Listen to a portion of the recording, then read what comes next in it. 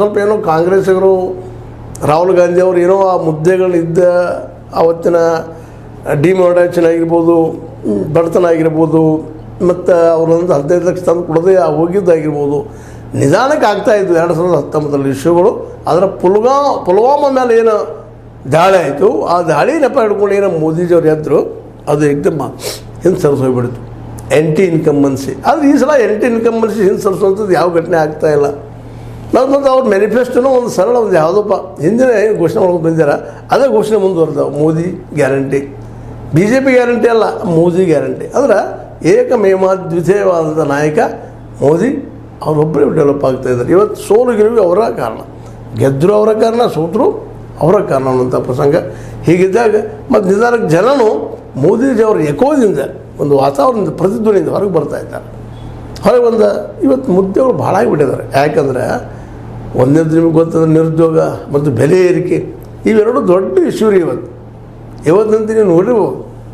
ಕಾಂಗ್ರೆಸ್ಸವರು ಯಾವ ರೀತಿಯಾಗಿ ಅಡ್ವರ್ಟೈಸ್ ಕೊಡ್ತಾ ಇದ್ದಾರೆ ಅಂದ್ರೆ, ನಿಮಗೇನು ಕೊಟ್ಟರಪ್ಪ ಬಿ ಜೆ ಪಿಗರು ಅಂತ ಒಂದು ಕೊಟ್ಟು, ಒಂದು ದೊಡ್ಡ ಪೋಸ್ಟರ್ ಕೊಟ್ಟು ಅದರಲ್ಲೇ ಚಂಬು ತಂಬಿಗೆ ಕೊಟ್ರಿ ನಿಮಗೆ ಅಂತೇಳಿ. ಇದು ಕೊಡಲಿಲ್ಲ, ಇದು ಮಾಡಲಿಲ್ಲ, ನಿಮ್ಗೆ 15 ಲಕ್ಷ ಕೊಡ್ತಾನಂತ ಹೇಳಿದ್ರು. ಜೊತೆಗೆ ಏನಪ್ಪ ಅಂತಂದರೆ 2 ಕೋಟಿ ಉದ್ಯೋಗ ಕೊಡ್ತಾನೆ ಅಂತ ಹೇಳಿದ್ರು. ಎಲ್ಲಿ ಕೊಟ್ಟರು? ಚಂಬು ಕೊಟ್ಟರು ನಿಮಗೆ ಅಂತೇಳಿ. ಮತ್ತು ಸತ್ಯನದು ಹೀಗಾಗಿ ಜನನೂ ನಂಬಲಿಕ್ಕೆ ಶುರು ಮಾಡಿದ್ದಾರೆ. ಜೊತೆಗೆ ಇನ್ನೊಂದೇನು ಮಾಡಲಿಕ್ಕಿದ್ದಾರಪ್ಪ ಅಂತಂದರೆ, ಕಾಂಗ್ರೆಸ್ಸಿಗರು ತಮ್ಮ ಗ್ಯಾರಂಟಿಗಳನ್ನು, ಅವರಷ್ಟೆಲ್ಲ ಇಂಡಿಯಾ ಒಕ್ಕೂಟನ ಗ್ಯಾರಂಟಿ ಕಾರ್ಡ್ಗಳನ್ನು ಮಾಡಿಸಿ ಮನೆ ಮನೆ ಹಂಚಲಿಕ್ಕೆ ಹಚ್ಚಿದ್ದಾರೆ.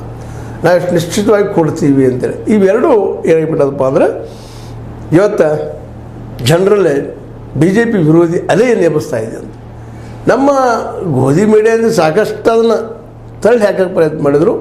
ಈ ಬೆಲೆ ಏರಿಕೆ ಇರೋದಲ್ಲ, ಇದು ಪ್ರತಿಯೊಬ್ಬರಿಗೆ ಮುಟ್ಟೋದಲ್ಲ ಬಿಸಿ. ಇದು ಯಾರ ಹತ್ರ ಸ್ವಲ್ಪ ಆದಾಯ ಇದರೋ ಅವ್ರಿಗೂ ಬಿಸಿ ಹತ್ತದನ್ನು ಚಟ್ಪಡಿಸ್ತಾರೆ ಅವರು. ಒಂದೇನು ಎಣ್ಣೆ ತರೋದಾಗಿರ್ಬೋದು, ಅಥವಾ ಒಂದು ಕಾಯಿಪಲ್ಲೆ ತರೋದಾಗಿರ್ಬೋದು, ಅಥವಾ ಬೇಳೆಗಳನ್ನು ತರೋದಾಗಿರ್ಬೋದು, ತೊಗರಿ ಬೇಳೆ ಆಗಿರ್ಬೋದು, ಚೆನ್ನಾಗಿ ಬೇಳೆ ಆಗಿರ್ಬೋದು, ಅರಿಶಿನ ಆಗಿರ್ಬೋದು, ಏಲಕ್ಕಿ ಆಗಿರ್ಬೋದು, ಜೋಳ ಆಗಿರ್ಬೋದು, ಗೋಧಿ ಆಗಿರ್ಬೋದು, ಯಾವುದನ್ನು ತೋರಿಸಿರ್ತವಲ್ಲ ಎಲ್ಲ ಒಮ್ಮೆಗೆ ರೇಟ್ ಹೈಕ್. ಹೀಗಾಗಿ ಇವತ್ತು ಹಸದ ಜನ ಗಾಬಾಗಿದ್ದಾರೆ. ಏನಪ್ಪ ಇದೇ ಮುಂದುವರೆದ್ರೆ ಹೆಂಗೆ ಅಂತೇಳಿ ಪ್ರಚಾರ ಮಾಡೋ ಅವಶ್ಯಕತೆ ಇಲ್ಲ, ತನ್ನ ಪ್ರಚಾರ ಆಗ್ಲಿಕ್ಕತ್ತದ ರೀ.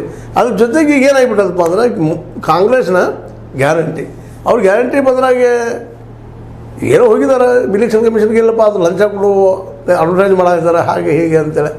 ಆದರೆ ಆ ಒಂದು ಪ್ರಭಾವ ಜನರ ಮೇಲೆ ಎಷ್ಟು ಮಟ್ಟಿಗೆ ಆಗ್ತದೆ, ಮತ್ತು ಇಲೆಕ್ಷನ್ ಕಮಿಷನ್ ಅದನ್ನು ಯಾವ ರೀತಿಯಲ್ಲಿ ಡಿಸಿಷನ್ ಕೊಡ್ತದೆ, ಇನ್ನೂ ಡಿಸಿಷನ್ ಕೊಟ್ಟಿಲ್ಲ, ನೋಡ್ಬೇಕು ಅದನ್ನು. ಯಾಕಂದ್ರೆ ಈಗಾಗಲೇ ಹಿಂದೆ ಕೋರ್ಟ್ನಲ್ಲಿ ಆಗಿರ್ತದೆ, ನಾವು ಇದ್ರ ಮೇಲೆ ಸ್ಟೇ ಕೊಡ್ಲಿಕ್ಕೆ ಸಾಧ್ಯ ಇಲ್ಲ ಅಂತೇಳಿ ಅವರು ಮ್ಯಾನಿಫೆಸ್ಟೋ ಹೇಳ್ತಿದ್ದಾರೆ, ನಾವು ಮಾಡ್ತೀವಿ ಅಂತೇಳಿ. ಆ ಜನ ಕೇಳಬೇಕಾದ್ರೆ ಅನ್ನೋಂಥ ಮಾತುಗಳು ಕೇಳಿ ಬಂದಾವ.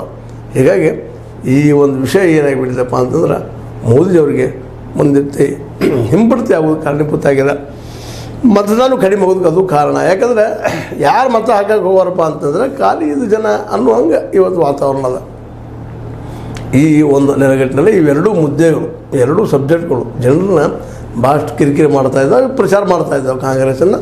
ಜೊತೆಗೆ ಕಾಂಗ್ರೆಸ್ಸಿನ 5 ಗ್ಯಾರಂಟಿ ಜೊತೆಗೆ 5 ನ್ಯಾಯಗಳ ಜೊತೆಗೆ ನ್ಯಾಯಪತ್ರದ ಜೊತೆಗೆ 25 ಗ್ಯಾರಂಟಿಗಳು, ನೀರು ಫ್ರೀ, ಎಜುಕೇಷನ್ ಫ್ರೀ, ಆರೋಗ್ಯ ಫ್ರೀ, ಇದನ್ನು ಟೀಕೆ ಮಾಡೋರು ಮಾಡ್ತಾರಿಲ್ಲ ಅಂತಲ್ಲ. ಎಲ್ಲ ಫ್ರೀಗಳು ದೇಶ ಹಾಳು ಮಾಡ್ಲಿಕ್ಕೆ ಇದ್ದಾರೆ, ಹಾಗೆ ಹೀಗೆ ಅವ್ರು ಇರೋಣರಿ ಮಾಡೋರು ಟೀಕೆ ಅದನ್ನು ಮಾಡಲಿ. ಆದರೆ ಆ ಟೀಕೆ ಮಾಡೋದ್ರ ಜೊತೆಗೆ ಇವ್ರು ಫ್ರೀಯಾಗಿ ಕೊಟ್ಟರು ಸಹಿತ ಆ ದುಡ್ಡನ್ನು ಇಲ್ಲೇ ಖರ್ಚು ಮಾಡ್ಬೇಕಲ್ಲ ಅವ್ರು ಮಾರ್ಕೆಟದಲ್ಲೇ. ಅವ್ರು ಹೋಗಿನಪ್ಪ ದುಡ್ಡು ಕೊಟ್ಟು ದುಡ್ಡು 2,000 10,000 ಎಲ್ಲ ಕೊಡಿಸಿ ತಿಂಗಳಿಗೆ ಒಂದು 5,000 ಬಂದ್ರೆ 5,000 ಒಂದು ಸುಸ್ಮೇಕಿಲ್ಲ ಅವ್ರದ್ರು. ಆ 5,000 ಇಲ್ಲೇ ಖರ್ಚು ಮಾಡ್ಬೇಕು ಅದನ್ನು, 10,000 ಇಲ್ಲೇ ಖರ್ಚು ಮಾಡ್ಬೇಕು ಅದನ್ನು. ಅವ್ರು ಹೋಗಿಬಿಡಪ್ಪ ಸ್ವಿಸ್ ಬ್ಯಾಂಕ್ನಾಗ ಹೇಳ್ತಾರೆ 10,000 ಬಂದಿದ್ದೆ ಹೋದ ಅಷ್ಟೆಲ್ಲ ಹೋಗೋರ್ಯಾರ ಮಾಡೋರ್ಯಾರ. ಇವೆಲ್ಲನೂ ಏನಪ್ಪ ಅಂತಂದ್ರೆ ಭಾಳ ಪ್ರಮುಖ ಚರ್ಚಾ ವಿಷಯ ಆಗ್ಲಿಕ್ಕೆ ಜನರ ಮೂಲಕ ಅದು ಹಬ್ಲಿಕ್ಕೆ ಹತ್ತದ್ರೆ ಹಂಗೆ ಡೇ ಟು ಡೇ.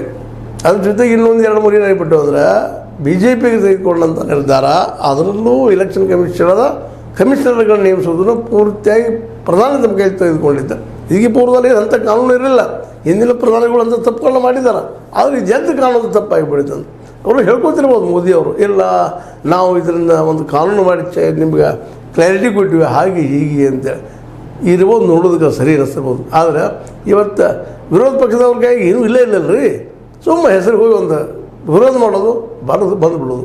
ಯಾವ ವಿರೋಧ ಪಕ್ಷದವ್ರು ವಿರೋಧ ಮಾಡ್ತಾರೆ ಬಿಡ್ರಿ ಅನ್ನೋ ಅಂತೇಳಿ ಆಡಳಿತಾರೂಢ ಪಕ್ಷದವರು ಅದ್ರ ಮುಂದುವರ್ಸ್ಕೊಂಡು ಹೋಗೋದು. ಆದರೆ ಅದಕ್ಕೇನು ಸ್ಟೇ ಇಲ್ಲ, ಮತ್ತೊಂದಿಲ್ಲ, ಬೆಲೆ ಇಲ್ಲ, ಏನೂ ಇಲ್ಲೇ ಇಲ್ಲ.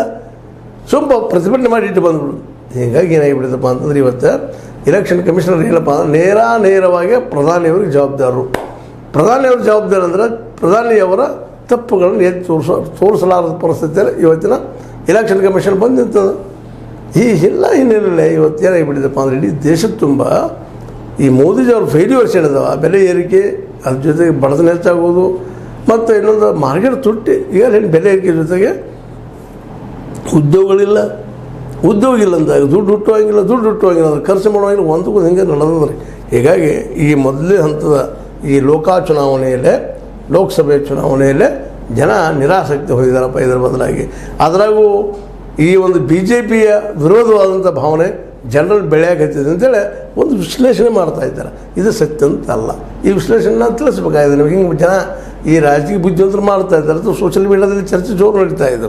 ಈ ಹಿನ್ನೆಲೆಯಲ್ಲೇ ನಾವು ಎಲ್ಲೇ ನಡೆದದ ಇಲ್ಲೇ ವಿಶೇಷವಾಗಿ ಏನಪ್ಪ 102 ಕ್ಷೇತ್ರಗಳಲ್ಲೇ 1600ಕ್ಕೂ ಹೆಚ್ಚು ಜನ ಅಭ್ಯರ್ಥಿಗಳು ನಿಂತಿದ್ದರು ಏನಪ್ಪ. ಹೀಗಾಗಿ 63 ಕೋಟಿ ಜನ ಮತದಾನ ಮಾಡಿದ್ರು. ಅದರಲ್ಲಿ ಇಷ್ಟು ಜನ ಪರ್ಸೆಂಟೇಜ್ ಹೇಳಿದ್ರು. ನಿಮಗೆ ಕಡಿಮೆ ಪರ್ಸೆಂಟೇಜ್ ಆಗ್ಯದ ಹೇಳಿ ನಿಮಗೆ 57, 54, 53 ಈ ರೀತಿಯಾಗಿ. ಮತ್ತು ಕೆಲವು ಕಡೆ 60, ಇನ್ನೂ ಎಲ್ಲೋ ಕೆಲವು ಈ ಒಂದು ಏನಪ್ಪ ತಮಿಳ್ನಾಡಿನಂಥ ರಾಜ್ಯದಲ್ಲೇ ಏನಪ್ಪ ಅಂತಂದ್ರೆ ಹೆಚ್ಚು ಕಡಿಮೆ ಒಂದು 72% ಮತದಾನ ಆಗ್ಯಾವ ಅಂತೇಳಿ ಕಂಡು ಬರ್ತಾಯಿದೆ. ಯಾವುದು? ತಮಿಳ್ನಾಡು. ಈಗ ಇಡೀ ದೇಶ ತುಂಬ ಏನಾಗಿದೆಪ್ಪ ಅಂದರೆ ಇವತ್ತು ಈ ಒಂದು ಮತದಾನ ಕಡಿಮೆ ಆಗಿದ್ದಕ್ಕಾಗಿ ಮೋಸ್ಟ್ಲಿ ಇದು BJPಗೆ ಹೊಡೆದು ಬೀಳ್ತದೆ ಅನ್ನೋದು ಎಲ್ಲ ಜನರ ಲೆಕ್ಕಾಚಾರ. ಇನ್ನು ನೋಡ್ಬೇಕು, ರಿಸಲ್ಟ್ ಬಂದಾಗ ಗೊತ್ತಾಗೋದು. ಅಲ್ಲಿವರೆಗೆ ನಾವೆಲ್ಲ ಊಹೆ ಮಾಡೋದು ಅಷ್ಟೇ. ಆದರೆ ಹಿಂದೆ 2004ರಾಗ ಶಾನಿಂಗ್ ಏರಿಯಾದ ಮತ ಕಡಿಮೆ ಆಗಿತ್ತು, ಅದಕ್ಕೆ ಲಾಭ ಅವ್ರಿಗೆ ಆಗಲಿಲ್ಲ BJPಗೆ ಅನ್ನೋದು ತಪ್ಪನ. ಈ ಬಿದ್ದವ್ರು ಹಾಕಿದವ್ರೊಳಗೆ ಹೆಚ್ಚು BJP ಹಾಕಿದ್ರೆ ಯಾರಿಗೆ ಗೊತ್ತದ? ನಾವು ಗ್ಯಾಸ್ ಮಾಡ್ತಾಯಿದ್ವಿ, ಹಿಂಗೆ ಹಾಕಿರ್ಬೋದು ಅಂತೇಳಿ. ಅದೇನೋ ಆಗಲಿ, ಈ ರಾಜ್ಯಗಳಲ್ಲಿ ನಡೆದಂಥ ಈ ಒಂದು ವಿಶೇಷವಾಗಿ ಮಧ್ಯಪ್ರದೇಶ ಆಗಿರ್ಬೋದು, ಮಹಾರಾಷ್ಟ್ರ ಆಗಿರ್ಬೋದು, ಪಶ್ಚಿಮ ಬಂಗಾಳ ಆಗಿರ್ಬೋದು, ಪುದುಚೇರಿ ಆಗಿರ್ಬೋದು, ತಮಿಳುನಾಡು ಆಗಿರ್ಬೋದು, ಎಲ್ಲ ಕಡೆಯೂ ಆಸಾಮ್ ಆಗಿರ್ಬೋದು, ಇವೆಲ್ಲ ಕಡೆಯೂ ಮತದಾನ ಅಂತ ನಡೆದು ಹೋಗ್ಯದ. ಮತದಾನ ಏನಪ್ಪ ಅಂತಂದ್ರೆ ಪ್ರಮಾಣ ಕಡಿಮೆ ಆಗ್ಯದ. ಈ ಕಡಿಮೆ ಆಗಿದ್ದಕ್ಕಾಗಿ ಜನ ಇದ್ದಂಥವರು ರಾಜಕೀಯ ವಿಶ್ಲೇಷಕರು ಇದು BJP ಹೊಡೆದು ಬೀಳ್ತದೆ ಅನ್ನೋ ಮಾತು ಮಾತಾಡ್ತಿದ್ದಾರೆ. ಆದರೆ ಕಟ್ಟರ್ BJP ವಾದಿಗಳು ಇಲ್ಲ, ಕಡಿಮೆ ಆದಾಗೂ ಆರಿಸಿ ಬಂದು ಹಿಂದಿನ ರೆಕಾರ್ಡ್ ಸಾಕಷ್ಟು ಅದಾವಂತ ಅವರು ಹೇಳ್ತಾ ಇದ್ದಾರೆ. ಒಟ್ಟಲ್ಲಿ ಅವ್ರಿಬ್ಬರಿಗೆ ಯಾರು ಸತ್ಯ ಯಾರು ಸುಳ್ಳ ಅನ್ನೋದಿಲ್ಲ ಮುಖ್ಯ. ಆಗುವುದಿಲ್ಲ. ಯಾಕೆ ಆಗುವುದಿಲ್ಲಪ್ಪ ಅಂತಂದ್ರೆ ಜನರ ನಿರ್ಧಾರ ಈಗಾಗಲೇ ಪೆಟ್ಟಿಗೆ ಸೇರಿಬಿಡ್ತದೆ 102ರಾಗ. ಯಾರಿಗೆ ಹಾಕಿದಾರೆ ಹಾಕಿರೋ, ಇನ್ನು ನೋಡೋದಷ್ಟೇ ರಿಸಲ್ಟ್ ಬರ್ತದೆ. ಅಲ್ಲಿವರೆಗೆ ನೀವು ಮಾತಾಡೋದು ಇದನ್ನು ಇಲ್ಲ ಅಂತಲ್ಲ. ಆದರೆ ಒಂದು ಮಾತು ಏನಪ್ಪ ಅಂದರೆ ಈ ಎಲ್ಲ ರಾಜ್ಯಗಳಲ್ಲೇ ಕೇಂದ್ರಾಡಳಿತ ಪ್ರದೇಶಗಳಲ್ಲೇ ಈ ಕೇಂದ್ರಗಳಲ್ಲಿ ಬಡತನ ಇದ್ದಿದ್ದು ಸುಳ್ಳಲ್ಲ, ಬೆಲೆ ಏರಿಕೆ ಹೆಚ್ಚಾಗ್ತಾ ಇದ್ದಿದ್ದು ಸುಳ್ಳಲ್ಲ, ನಿರುದ್ಯೋಗ ಇದ್ದಿದ್ದೇನು ಸುಳ್ಳಲ್ಲ. ಈ ಎಲ್ಲ ನೆಲೆಯಲ್ಲಿ ಮೊದಲ ಹಂತವಾಗ ಏನೇನಪ್ಪ ಇಲ್ಲಿ ನಡೆದು ಹೋದಪ್ಪ ಅಂದ್ರೆ ಹೇಳಿ ನಿಮಗೆ, ಪೂರ್ವ ನಾಗಾಲ್ಯಾಂಡ್ನ 6 ಜಿಲ್ಲೆಗಳಲ್ಲಿ ಯಾರೊಬ್ಬರೂ ಮತ ಚಲಾಯಿಸಲ್ಲ.